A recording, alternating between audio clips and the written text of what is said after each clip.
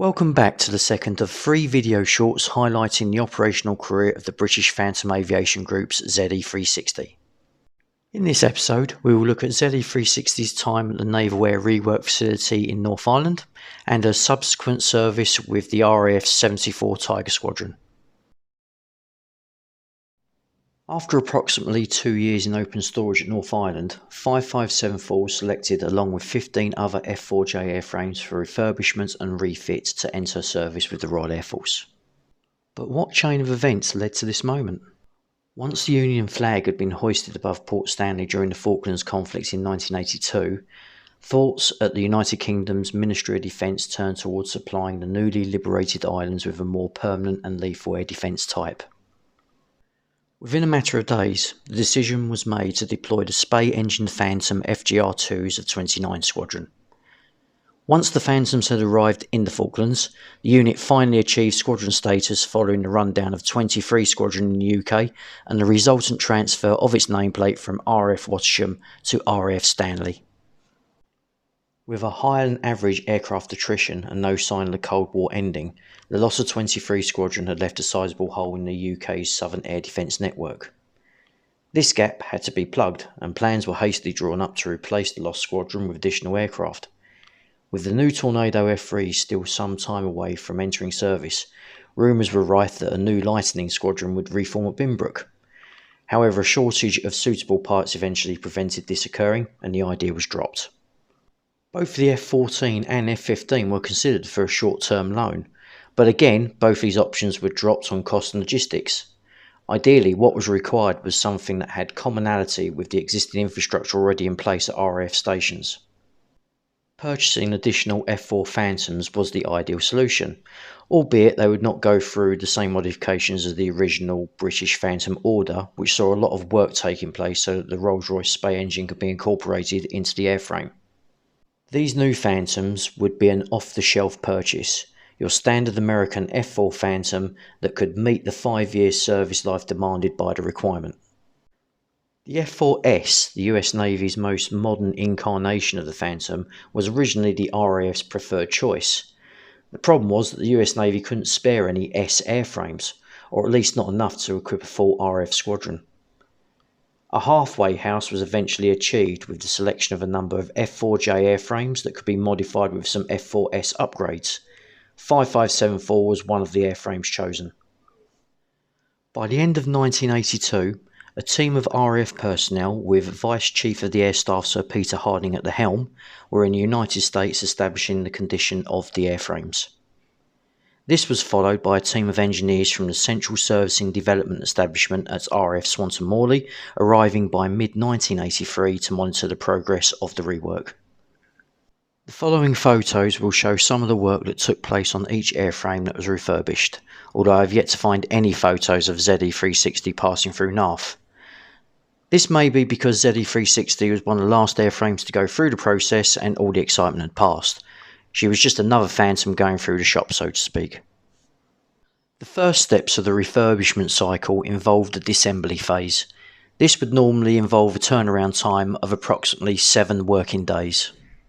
Next would involve the removal of both engines with approximately 6,000 to 7,000 other items and components. These would include doors, tubing and fittings, most destined for the feeder shop rework. The stabilators of each aircraft would be removed and set onto a removal dolly. Later, they would be transferred to a transportation stand and then moved on to the feeder shop.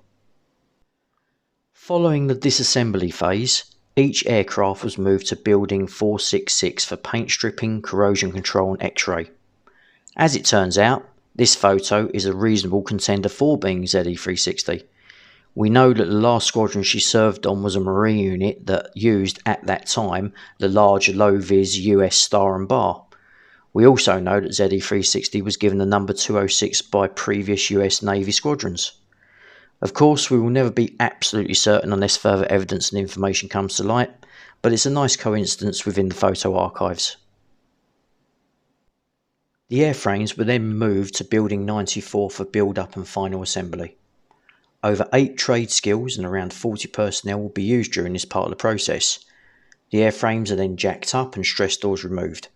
In this photo you can clearly see the Union flag on the fin given to each of the F-4J UKs for easy identification within the shop.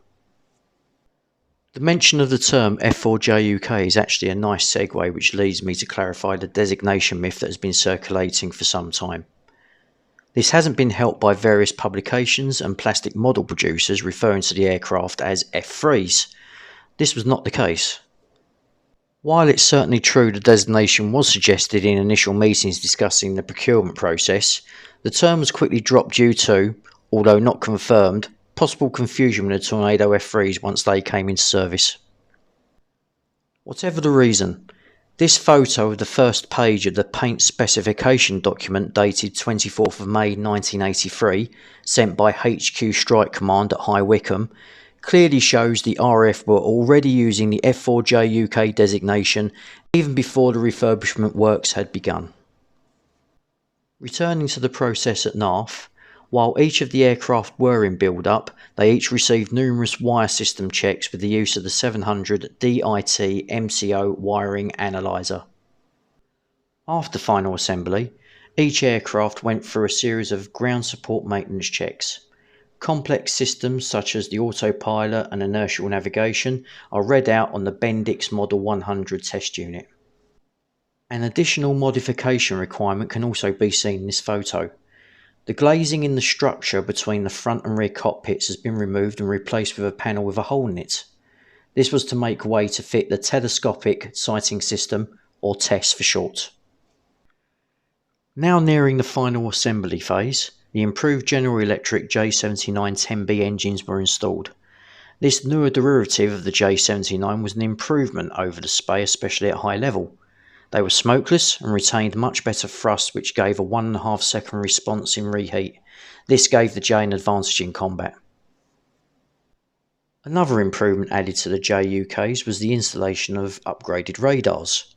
Ferranti and Westinghouse worked on updating the existing AWG-10 radar kits to the 10B standard.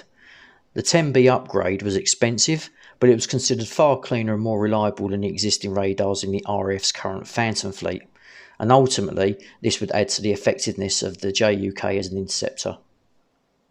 After electrical checks are completed, the aircraft gets a fuel leak and functional check of the complete fuel system. After the aircraft have completed avionics installation and test, they are moved to the NARF flight test line. Here they will have all systems rechecked and ensure all components are flight ready. A quality assurance check is done and the plane is yellow sheeted, ready for flight. With the initial test flight completed and all mechanical systems reported at 100%, the aircraft is then re-X-rayed for debris. Once this is completed, the aircraft is moved to the paint shop for its final finish. Once positioned in the paint shop, each aircraft was sprayed in the requested colour. Or were they? The 50 Shades of Grey question is going to be the topic of the third and final video after the BPAG team found some interesting evidence during ZE360's dismantling process. However, it is safe to say that none of the JUKs exited the paint shop at NARF in the standard RF barley grey scheme that was requested. Painting completed, each aircraft was towed out of the NARF facility and prepared for the long flight back to the UK.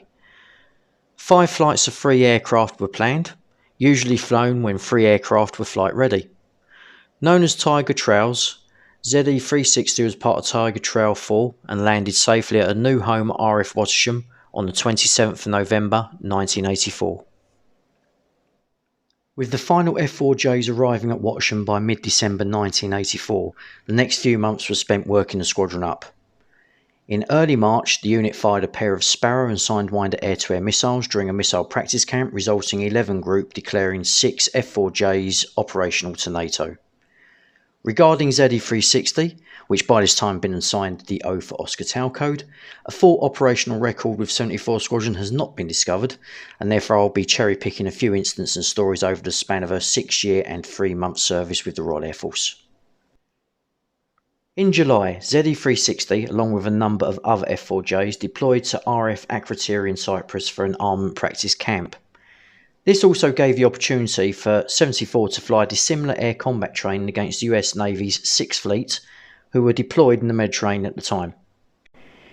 It's quite ironic that one of the US Navy Squadron's ZE360 would face during this training would have been the F-14 Tomcats of VF-41 Black Aces, a unit ZE360 had served with many years before in her US Navy days. Early September saw ZE360 fly down to the Italian air base at Cameri, where the resident F-104 Starfighter Squadron hosted their RAF counterparts. The following photographs of 360, crewed by Geordie James and Andy Nallard, are taken around 6 September on a low-level transit through the Dolomite Mountains in the company of Italian F-104s. While these photos were taken by navigator Jerry Uren from another F-4J UK, it's poignant to recognise that the aircraft was being piloted by Ewan Murdoch. He, along with navigator Jerry Ogg, would be tragically killed in a flying accident in another F-4J UK, ZE357, in August 1987. In 1986, ZE360 left 74 Squadron and Wattisham temporarily for a unique assignment at Boscombe Down. While little can be confirmed about 360's duties during this time, it is believed the trials work was to investigate what was required to further modify the JUK to use the latest British-derived variant of the Sparrow air-to-air missile, the Skyflash. Having rejoined 74 after the Boscombe assignment, February 1987 saw 360 head back to RAF Akrotiri for another armament practice camp. By now, a number of JUKs were now sporting the Tiger's distinctive black tail, which has started to be introduced in the summer of the previous year. For now though, 360 was one of a few remaining aircraft left still sporting the original fin. This photo is also a good profile to highlight the US type font used for the serial numbers. The weekend of the 6th and 7th of June 1987 saw ZE360 attend the Biggin Hill Air Show, crewed by Louis McCade and Steve Smith.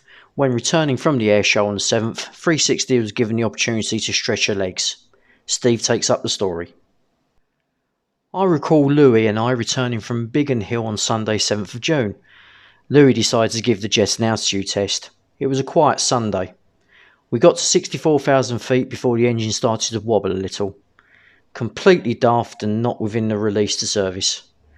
My dear friend Louis has departed this life, and I am long retired from the RAF and live in New Zealand, so I doubt they can court-martial us retrospectively.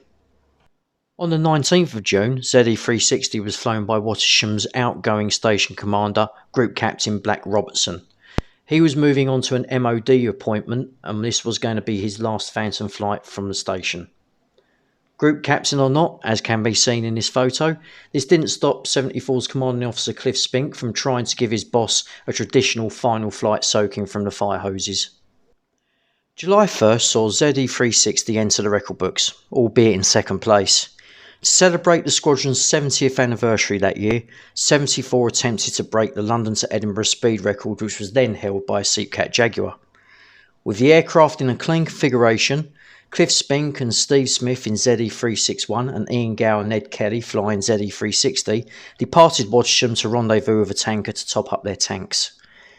Setting themselves up over the North Sea parallel to London, the pilots pushed the jets to Mach 0.6 for a subsonic run up to the Wash before commencing a supersonic dash at Mach 1.6 to a point abeam of Edinburgh. Both Phantoms broke the record, with Cliff crossing the finishing line first in 27 minutes and 3 seconds and Ian following just 2 seconds later. As mentioned prior, most of 360 service with 74 and the Royal Air Force involved standard operational service including QRA, deployments and training. One of those deployments was to Cambrai in France, and that is where this humorous photo was taken. Indeed, earlier this year, the Manston BPAG team couldn't help themselves but replicate the photo 34 years later. 1989 also marked a turning point with the F-4J UKs when it was decided that all the aircraft would go through a service life extension programme. As mentioned earlier, the J's lifetime requirement at the start was 5 years, however it was decided to extend this to 10 years. Great news for the crews in one regard, terrible in another. With the deep servicing came the replacement of the US supplied kit with standard UK types. Out went the lighter US helmets and comfy flight suits for heavier UK versions. The US Martin Baker Mark 7A ejection seats were replaced with UK versions, therefore standardising all the kit required for the British Phantom fleet. It was also decided at this point to repaint the JUKs into the barley grey scheme originally asked for, and 6 of the aircraft, 360 included, were. However, the repainting seems to have stopped at some point as the other Js were upgraded and then sent back to Wattersham. The reason for this may have been because 74, with at least 2 to 3 aircraft in deep servicing for months at a time, was finding it difficult to operate and deploy when required, if you also take into account day-to-day serviceability at squadron level. Whatever the reason, this left 74 operating a mixture of aircraft in standard RF barley grey and the original US paint scheme. The easiest way to identify if one of the Js has been repainted is to look at the ejection seat triangles. If they are low vis, this means it's a US paint scheme. If high vis, red and white, then this is a repainted JUK. On September 15, 1990, the F-4Js of 74 Tiger Squadron, including ZE360, took part in the 50th anniversary Battle of Britain flypast over London. However, this would be its last official public event. Just before Christmas that year, it was officially announced that the F-4J UK would be retired in short order and that 74 would re-equip with Phantom FGR-2s. The decision was most certainly a financial one, coming under the remit of the 1990 Options for Change, the restructuring of the UK's armed forces following the end of the Cold War. Starting the beginning of February 1991, the JUK started their final flights to various RAF stations for second-line duties, be that battle-damaged repair airframes, or as in ZE360's case, fire schools and dumps.